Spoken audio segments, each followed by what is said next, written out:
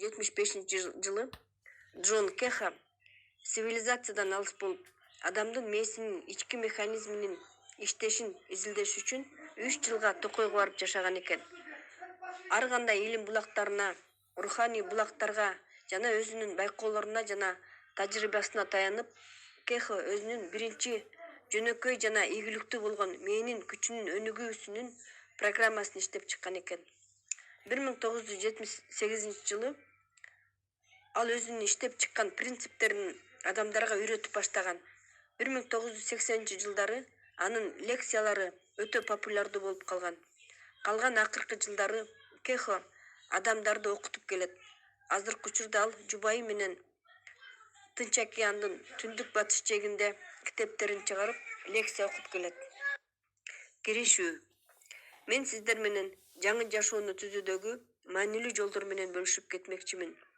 Бул китепте ошол жолдорду практикада колдонуп көргөн адамдар жөнүндө айтылат жана алар эмне үчүн эффективдүү иштерин түшүндүрүп берем. Ааламдын күчүн пайдаланып, аны өзүңдүн максатың үчүн иштетүү абдан кызыктуу.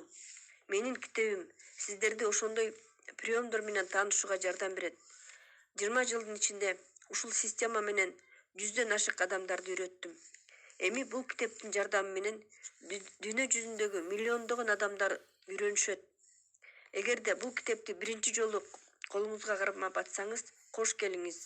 Мен ишенем, менин ачылыштарым көптөгөн адамдарга жардам берет.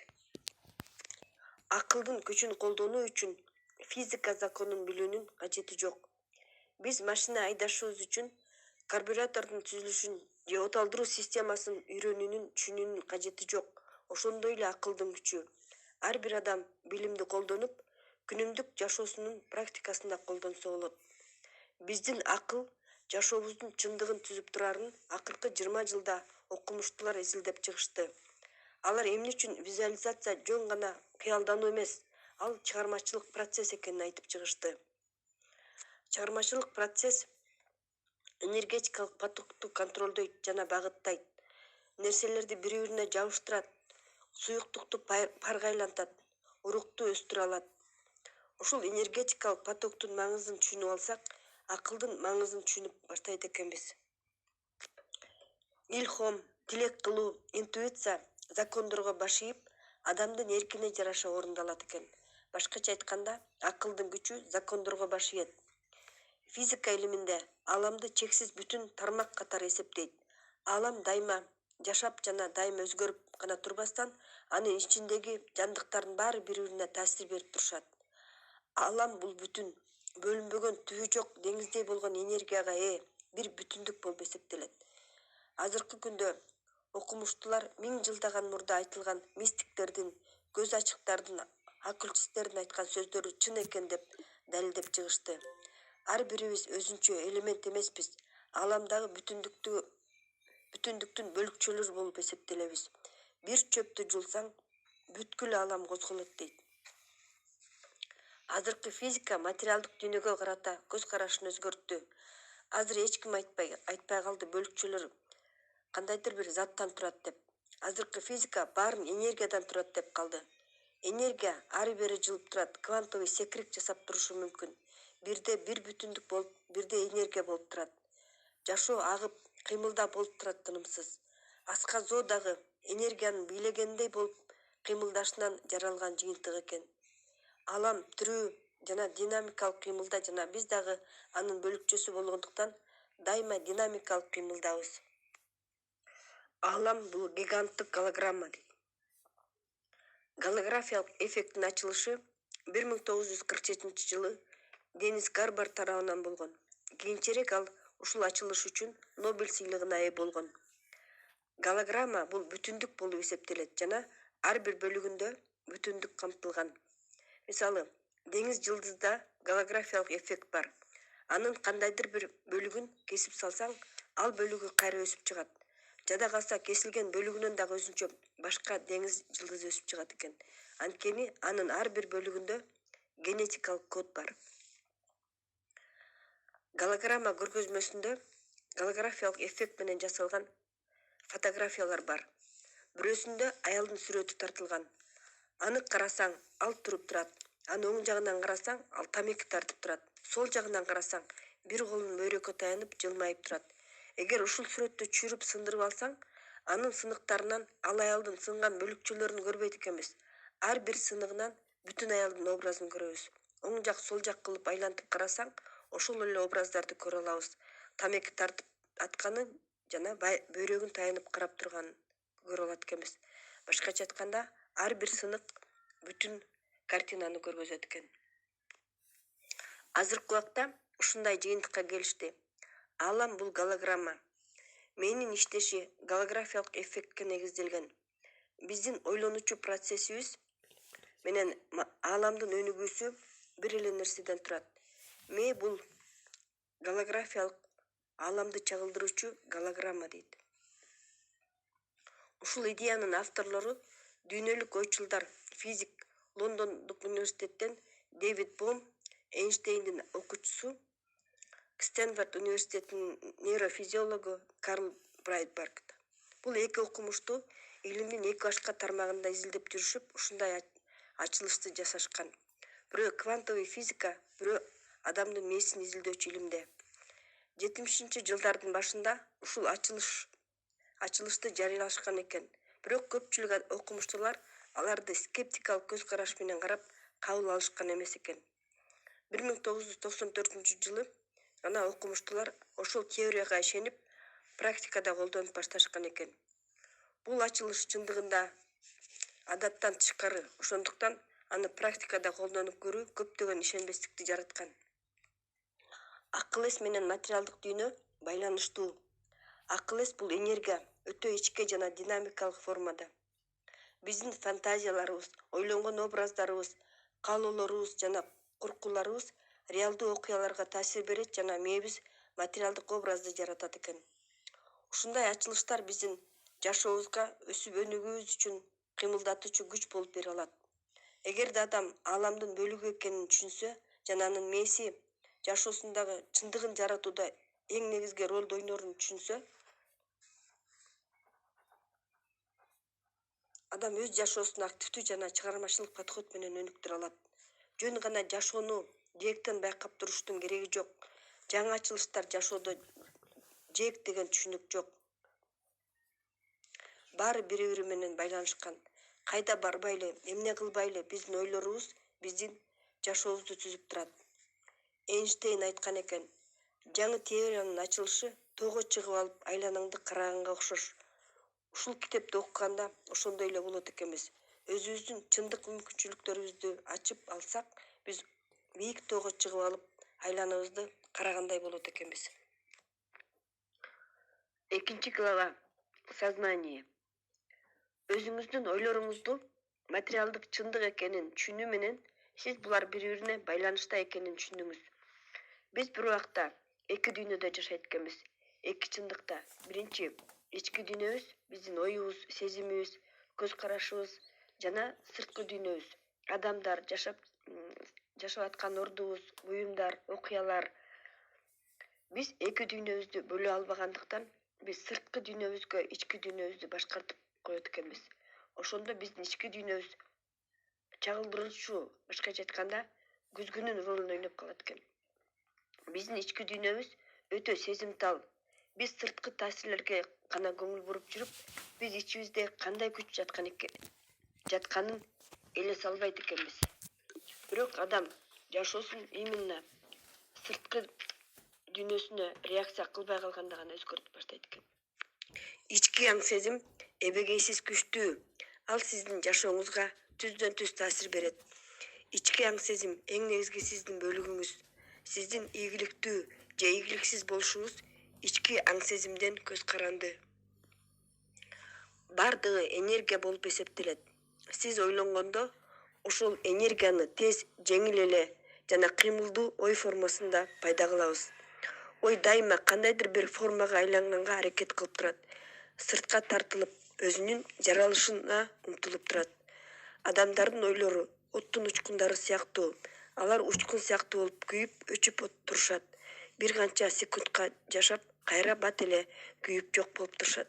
Бир эле жолу ойлонгон ой күчкө деле ээ эмес, бирок ойду кечке кайталаганда концентрация болуп, анын күчү көбөйө баштайт. Канчалык көп жолу кайталасаң, ал ошончолук чоң күчкө ээ болот, материалдык формага айланат. Алсыз чачыранды ойлор, алсыз чачыранды күчкө ээ. Күчтүү концентрацияланган ойлор күчтүү концентрациялык күчкө ээ. Аны түшүнүш үчүн лупаны элестетсеңиз болот. Лупаны ары бери кыймылдата берсең, күндүн нуру деле өтө албайт.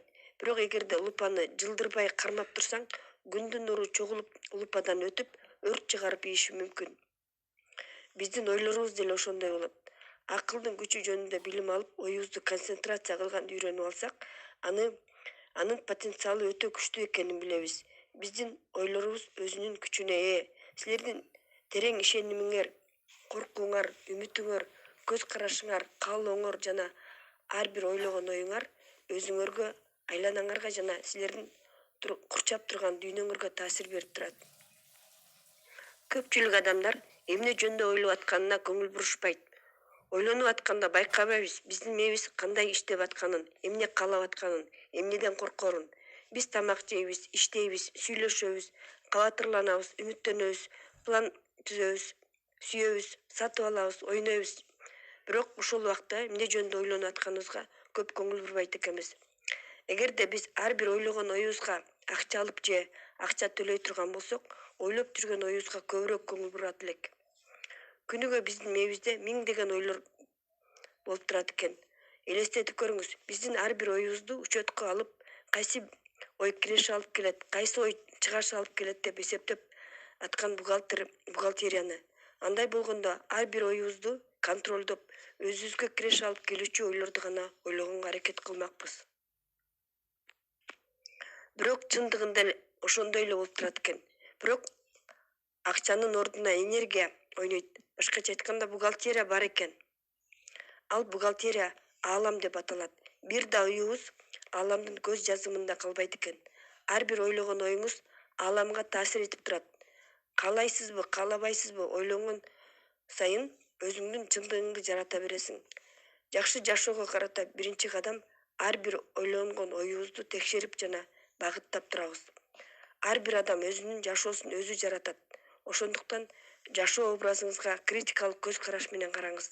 Сиз акчалуу болгуңузду каалайсыз, умтуласыз, бирок дайыма акчам жок, баары кымбат деп наалыйсыз. Сиз именно сизде жок нерсеге абдан оюңузду топтой бересиз. Сиз үйгө келген счеттордон коркосуз, сарсанаа болосуз. Бул ситуациядан кантип чыгып кетем деп кабатырланасыз. Сиз акчалуу болгонго аракет кылганыңыз менен сиздин оюңуз акча жок дегенге, сарсанаа болгонго настроить алгандыктан эч качан байлыкка жете албайсыз. Балким сиз кызыктуу, перспективдүү, өзүңүздүн потенциалды ача турган жана көп акча төлөп бере турган жаңы жумуш тапкыңыз келип атат.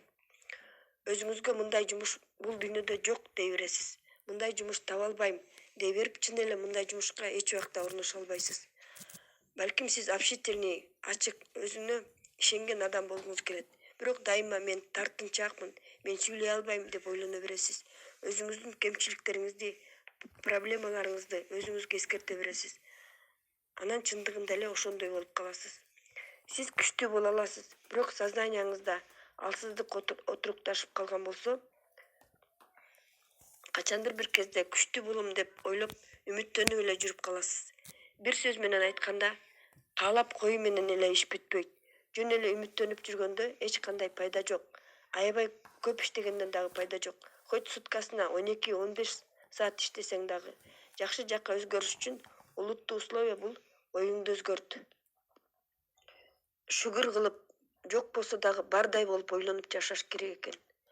Башкача айтканда, адамга тандоо берилген экен. Кандай ойлонгонуңа жараша жараткан берет экен. Жашооңду өзгөрткүң келеби? Ал үчүн туура ойлонгонду өнүктүрүш керек. Ийгиликтүү адамдын ою ийгиликке настроен болгон ойлорду ойлонот. Бай адам өзүнө байлыкка багытталган, токчулукка багытталган сознаниясын өнүктүргөн экен. Ал анын ойлонуу образы. Сиз ойлошуңуз мүмкүн. Албетте, ал бай болсо, анын оюнун баары байлыкта. Ага байлык жөнүндө ойлонгон оңой. Мен кедей болсом, кантип байлыкты ойлоноюн? Мен кедеймин, менин турмушум мени ылдый тартат деп. Бул туура эмес. Сизге сиздин жашоо шартыңыз эмес, сиздин ойлоруңуз тоскоол болуп атат. Сиз бир аз аракет кылып, практика кылып турсаңыз, ойду башкарганды жана керектүү ойлорду ойлогонду үйрөнүп аласыз. Сиздин айлана чөйрөңүз сиз өзгөргөндөн кийин гана өзгөрүп баштайт. Кандай сиз жакшы ойлорду ойлонуп, жаңы сознанияны түзгөндө гана жакшы жакка өзгөрүп баштайт. Сиз эмнени каалайсыз? Ден соолуктубу? Анда ден соолук сознаниясын өнүктүрүңүз. Бийликпи? Бийлик сознаниясын өнүктүрүңүз. Байлыкпы? Байлык сознаниясын өнүктүрүңүз. Бакытпы? Бакыт сознаниясын өнүктүрүңүз. Руханий бай болгуңуз келеби? Руханий сознаниясын өнүктүрүңүз. Баары мүмкүн. Сиз туура зарядталган энергияны камсыз кылсаңыз эле максатыңыз орундалат. Өткөн чактагы жана учур чактагы жашоо шартыңызга карабастан, мурунку ийгиликсиздиктерге карабастан, сиздин жашооңуз өзгөрөт. Эгерде сиз өзүңүздүн сознанияңызды энергия менен азыктандырсаңыз. Бул мүмкүнчүлүк ар бир адамга берилген. Ар бирибиз колдоно алабыз жана аны колубуздан чыгарып ие алабыз. Ал үчүн көп акчанын кереги жок жана таланттуу болуунун кереги жок. Сизде болгону керектүү сознанияны өнүктүргөнгө кандайдыр бир убакытты коротуп, аракет кылуу гана керек. Калганы автоматтык түрдө өзү болот. Сиздин мээ бакча сыяктуу. Аны жакшылап кам көрүп өстүрсөңүз болот, же таштап салсаңыз болот. Сиз бакчаңыздагы багбансыз. Бакчаны сонун кылып өстүрө аласыз, же карабай таштап кое аласыз. Бирок билиңиз, сиз кылган ишиңизге жараша түшүм аласыз. Мээбиз айлана чөйрөдөгү чындыкты түзөт. Сиз макул боло аласыз же макул эмессиз. Сиз муну түшүнүп өзүңүздүн мээни өзүңүз үчүн иштегенге жана баарын көңүл бурбай таштап салып ийгиликсиздикке туш болосуз. Бирок жашооңуз дайыма сиздин мээңиз аркылуу түзүлөт. 3 глава. Визуализация же ой менен элестетүү. Адамды эмне жеңишке жеткирет? Ийгиликтүү адамдар менен ийгиликсиз адамдардын айырмасы эмнеде? Мунун баары менин башымда, дейт Арнольд Шварценеггер. Мультимиллионер, недвижимость бизнесинде магнат, кино жылдыз, культурист, мистер Вселенная титулун 5 жолку жеңүүчүсү. Арнольд ушунун баарына жетишкен. Анын жашоосу дайым эле мындай болгон эмес. Анын бир убакта терең ишениминен башка эчтекеси болгон эмес. Мейси анын пландарынын ишке ашуусунун ачкычы болгон. Мен кичинекей чагымда эле өзүмдүн каалагандай образымды элестетип жүрчү элем. Ал оюмда эч качан сомнение болгон эмесмин. Мээ бул уникалдуу. Мистер Вселенная титулун ала электе эле ошол титулду алып атканымды элестетип көрө берчүмүн. Эң башкы приз меники деп. Оюм менен дайыма баарын жеңчүмүн. Кинодо деле ошондой болду. Өзүмдү көп акча таап жүргөн таланттуу артист катары элестетип жүрчүмүн. Ийгиликти уже сезчүмүн, билчүмүн мен ойлогондой болорун, дейт. Крис Полайн, Германиянын фристайл боюнча командасынын мүчөсү. 1976-1982 жылдары 6 жолу Европалык кубокту жеңип алган. Биздин мээбизди күчтөндүрүш үчүн биз менен психологдор иштешчү. Тренировкадан кийин тоодо биз медитация кылчубуз. Оюбуз менен бурулуштардан, трамплиндерден, склондордон өтчүбүз психологдун айтуусу менен. Оюбуз менен тренировка кылганда кадимкидей чын эле тренировка кылып аткандай чыңалып жасачубуз. Спортто болобу же башка нерседе болобу, ийгилик кылган ишиңди элестөөң менен так образын жарата алганыңа жараша болот, дейт Крис. Крис билет эмнени айтып атканын. Ал алтын медалдын ээси гана эмес, бизнес жана спорт боюнча консалтинговый компаниянын жетекчиси. Анын максаты ошондой методикалардын жардамы менен ийгиликке жетүүнү адамдарга түшүндүрүү. Брайан Эдвардс өтө позитивдүү, юмор сезими бар, страховка менен алектенген адам. Мен аны менен бир лекциялык турда таанышып, жакшы дос болуп калгам. Ал күндө кечинде уктардын астында өзүнүн ою менен сцена түзөт экен. Визиттерин эмне кыла турганын баарын элестетет экен. Анан элесинде элдер ага жылмайып, көңүлдөнүп, анын сунушуна макул болушуп страховка кылдырып аткандай. Ийгиликтүү күндү элестетет экен. Толтура адамдарды страховка кылгандай. Кечинде 10 мүнөт, эртең менен турарда 10 мүнөт ойгонгондон кийин жасап турат экен.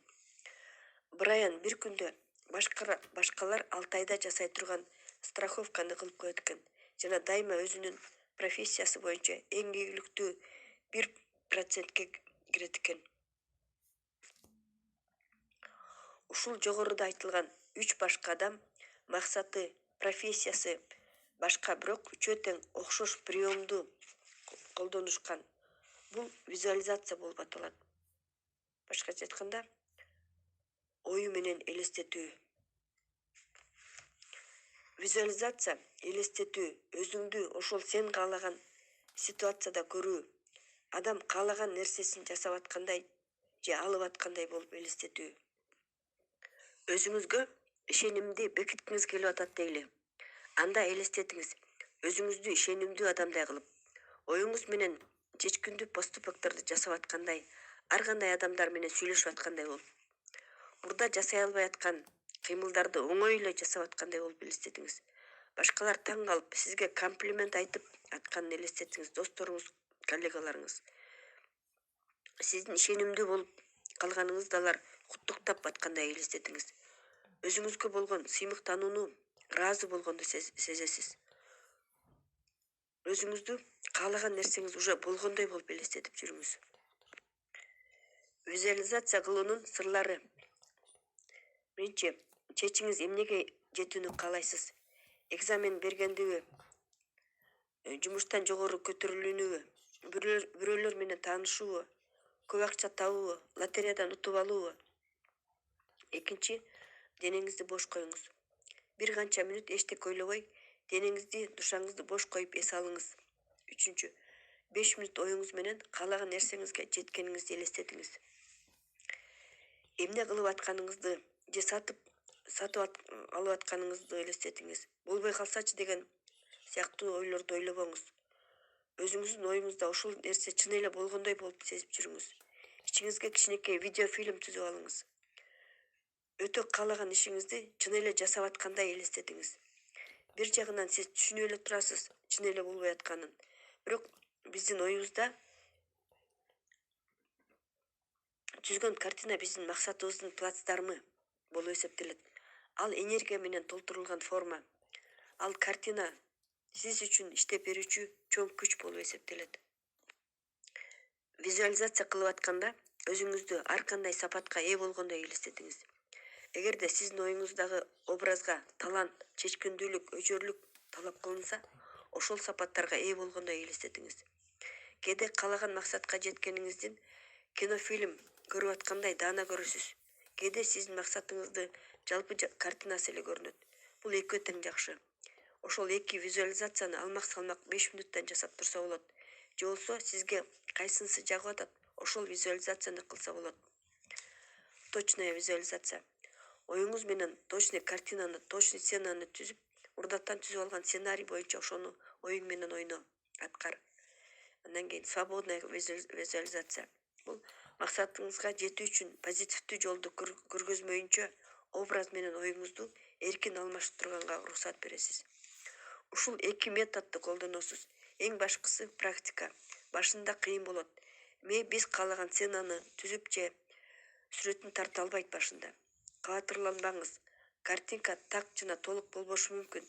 Дайыма визуализацияны жасай берсеңиз, үйрөнүп калат, каалаган картинаны түзүп бергенди. Айта кетиш керек, бир нерсени бир-эки жолу эле элестетип коюу жетишпейт. Образ сознанияга жумалап, айлап кириш керек. Максат орундалмайынча. Андан кийин гана жыйынтык болот. Ошондуктан бир-эки жолу визуализация кылып коюп эле жыйынтыгын күтпөңүз. Эгерде сизде күмөн саноо болсо, ага көңүл бурбаңыз. Ага каршы туруп, аны менен күрөшүштүн кереги жок. Күмөн саноо пайда болуп, кайра эле өзү жок болуп кетет.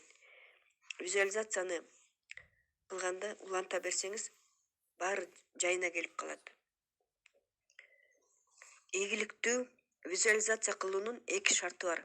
Биринчи, дайыма максатыңызды азыр болуп жаткандай элестетиңиз. Сознанияңызда аны чындык кылып жаратыңыз. Образды деталдаштырыңыз. Оюңуз менен ролду ойноңуз. Экинчи, оюңуз менен максатыңызды күндө элестетиңиз, бир күндө калтырбаңыз. Мээңизге кирип бекип калган ойдун баары сиздин жашооңузга таасир берет. Психолог Алан Ричардсондун документалдуу түрдө тастыкталган эксперименти жөнүндө айтып берейин. Студенттик баскетболдук команданы 3 группага бөлүшөт. Ар бир командада оюнчулардын жыйынтыгын жазып турушкан. Биринчи группадагылар күндө спорт залга келип машыгып турушкан. Экинчи группадагылар такыр машыгышкан эмес. Ал эми үчүнчү группадагылар такыр башкача жол менен машыгышкан. Алар спорт залга барышкан эмес. Алар комнаталарына отуруп алып эле элестөө жолу менен тренировка кылышкан. Башкача айтканда, тренировка кылып атканын элестетишкен. Күнүгө 30 минутта топту корзинага салып аткандарын жана жеңип аткандарын элестетишкен. Бир ай бою элестетүү жолу менен тренировка кылышкан. Бир айдан кийин 3 группаны кайра текшеришет.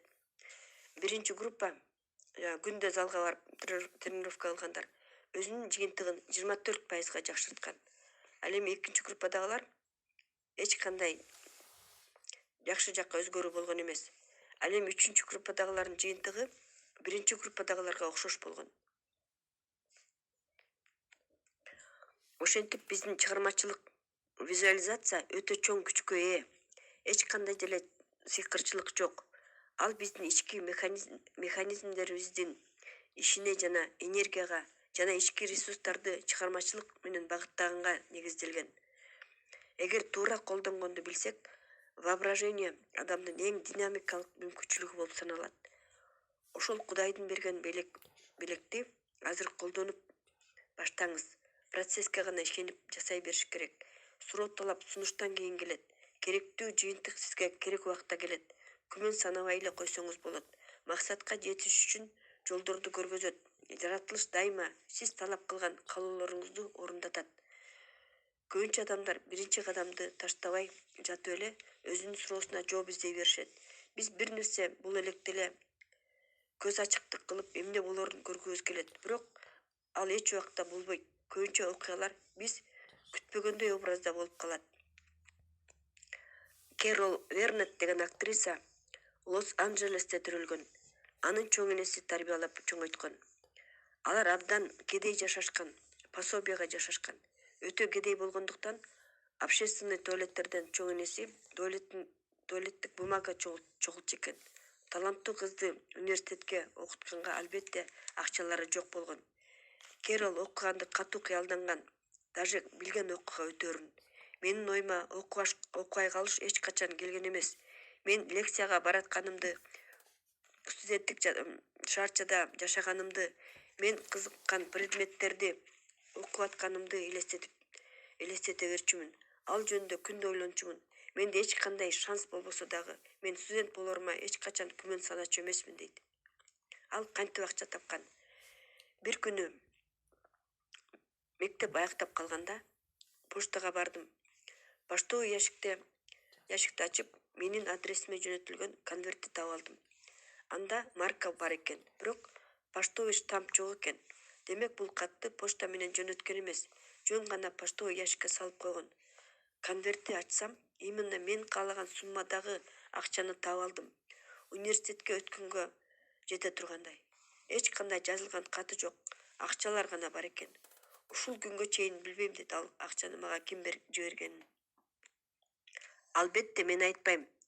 Визуализация кылсаңыз эле бир чоочун адам келип сиз каалаган суммадагы акчаны сиздин колуңузга карматып койбойт. Бирок мен сөз берем, сиз максатыңызга жете алгандай кырдаалдар түзүлөт. Буга ишене берсеңиз болот. Сиздин ойлоруңуз сиз ойлогондон да күчтүү. Ар бир ойлогон образ күчкө ээ. Ал сиздин жашооңузга таасир берет. Адам өтө чоң мүмкүнчүлүккө ээ деген сөз фантасттардын ойдон чыгарган сөзү эмес. Ал мүмкүнчүлүктөр биздин ичибизде практикалык механизм сыяктуу. Аны биз өзүбүздүн каалообуз менен колдоно алабыз. 4